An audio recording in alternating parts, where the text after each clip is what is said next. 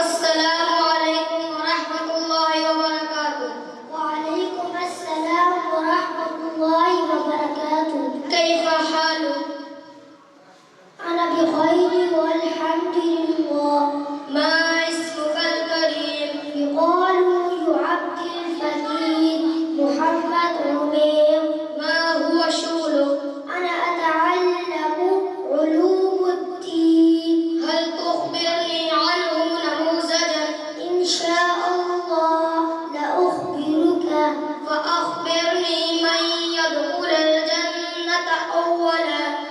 يدخل الجنة أول نبينا محمد صلى الله عليه وسلم. فأخبرني من هو الذي بدأ الكتابة أولا بعد آدم عليه السلام.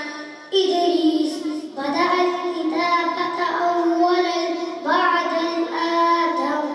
فأخبرني من هو الذي يكسى لباس الجهنم أولا. يا أخي إبليس يكسى لباس الجهنم فليلقى في النار. أول من يكسى لباس الجهنم إبليس. السلام